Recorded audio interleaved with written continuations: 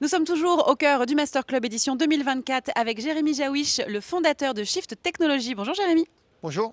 Merci d'être avec nous. On va parler d'un sujet ô combien crucial et intéressant. On parle beaucoup de l'IA, on parle aussi en ce moment de l'IA générative.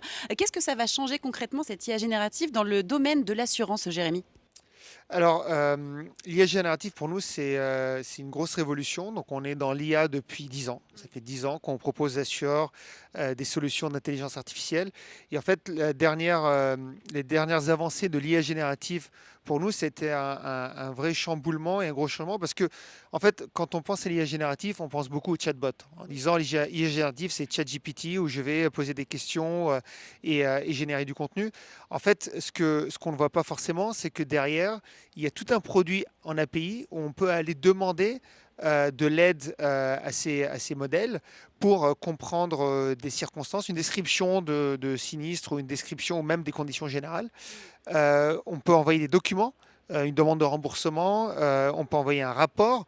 Et si on arrive à bien utiliser l'IA générative avec des bons prompts, des bonnes questions, avec des bonnes données qu'on va collecter chez l'assureur, mais aussi en externe, on arrive à vraiment automatiser toute une partie de la chaîne qui aujourd'hui est complètement manuelle et pas forcément en ayant des collaborateurs qui vont aller demander à ChatGPT qu'est-ce qu'il en pense, mais plutôt à automatiquement envoyer ces données et puis renvoyer au gestionnaire une conclusion avec toutes les explications, c'est ça qui est super, pourquoi il faudrait prendre telle décision. Et souvent, ce qu'ils ont en ce moment, c'est juste à cliquer sur oui.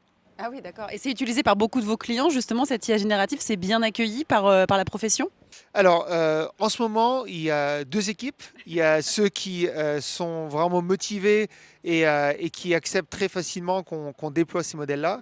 Il reste une partie quand même qui ne veut pas utiliser l'IA générative pour des raisons ils ont peur de ne pas maîtriser en fait ce que ça génère. C'est craindre des limites de Les l'IA, en craintes des fait. limites. Ils ont aussi des peurs réglementaires en se disant, bah, si ça se trouve, on va interdire l'utilisation de ces modèles dans tout ce qui est processus d'indemnisation.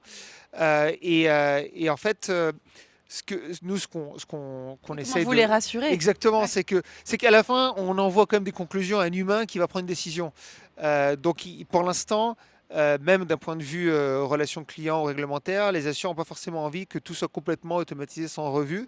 Et donc, pouvoir automatiser la génération de décisions pour que un gestionnaire prenne une décision en temps réel plutôt que d'avoir à abattre une masse de travail énorme, ça change complètement la donne pour eux. Très bien. Merci pour toutes ces explications et ces précisions sur l'IA générative. Merci Jérémy. Et merci à vous de nous avoir suivis.